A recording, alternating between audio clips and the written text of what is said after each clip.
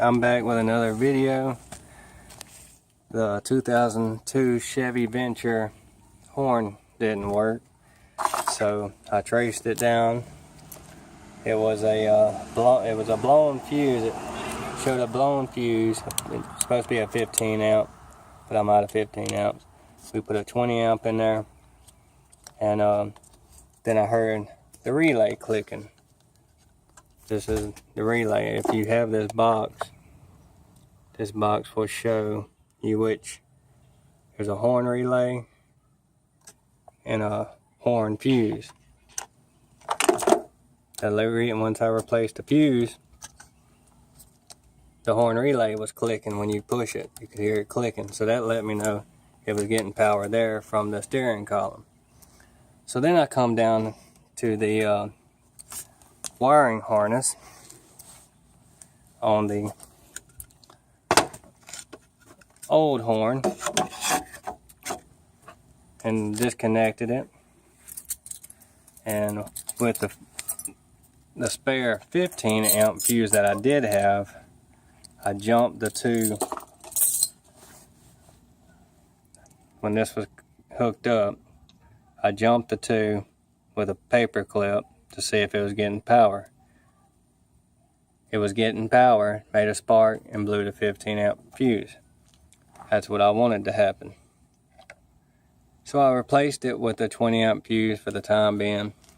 Horns aren't really used that much, so it really ain't gonna short circuit, but 20 amp is still safe. But anyhow, so the Chevy dealership wanted $75 each for a factory OEM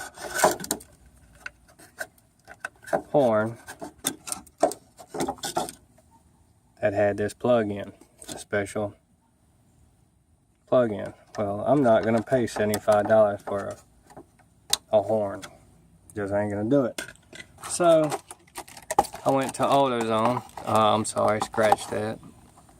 I went to Advanced Auto and bought this Wolo Loud One high tone horn. They sell low and high, but go with high because some cars like this one has two horns. One on the passenger side is the high tone, and the driver's side would be the low tone. I guess they want to be, I don't know why they do that, but now the standard replacement on most of them are just replace them with high. Well, I didn't, I tested out this horn here by jumping wires and putting, grounding it out and putting positive there to see if I could make a tone. Well, luckily the first horn I come through wasn't working. Well, I only had to replace one horn because with the way these are set up, they're set up in like a parallel. They share the same electrical current off of the same relay. So if one goes down, it will pass some electrical current, but not enough to get a solid tone out of the other horn. Well, that I got the solid. In my case, it wasn't getting a tone at all until I disconnected this horn. The old horn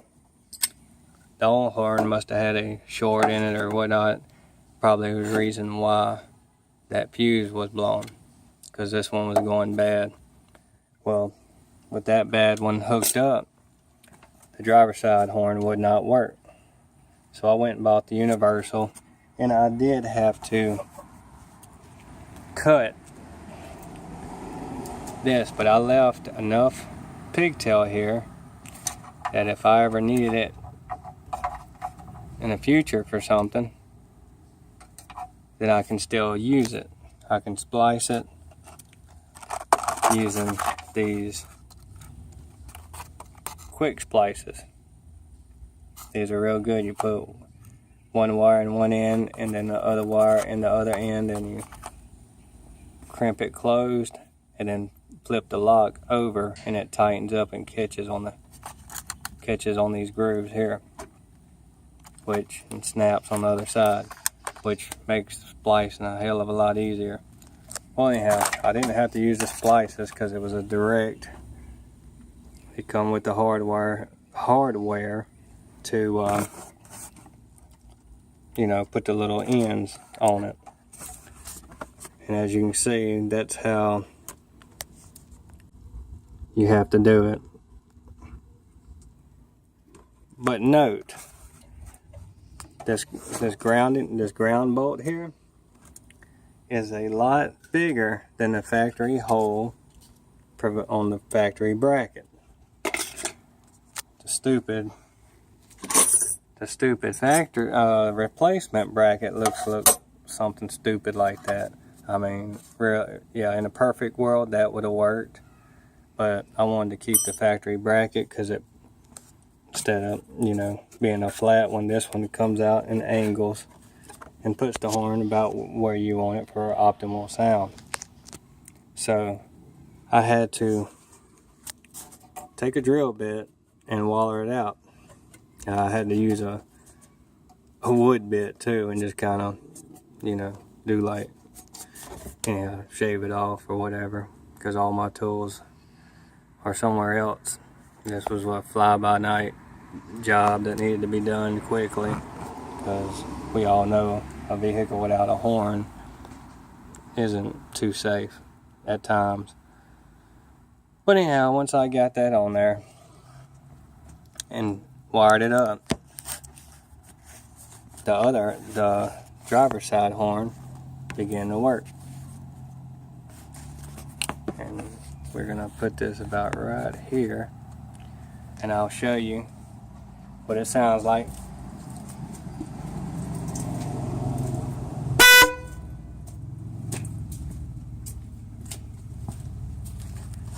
This universal is a lot louder.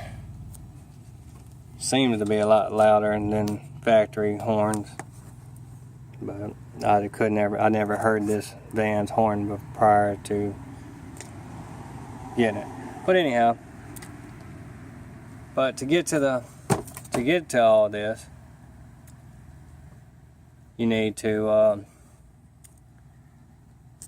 take your headlight out, remove it.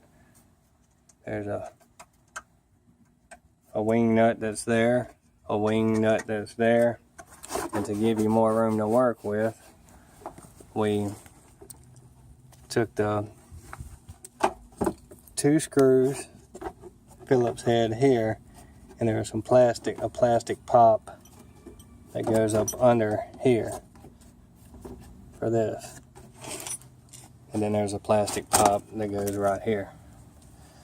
So with all that said, you know, we're back with a horn, everything's good, and I'm gonna go ahead and put all this back together, but there's your horn. Thanks for watching. Be sure to post a comment if you have any questions. Thank you. Bye-bye.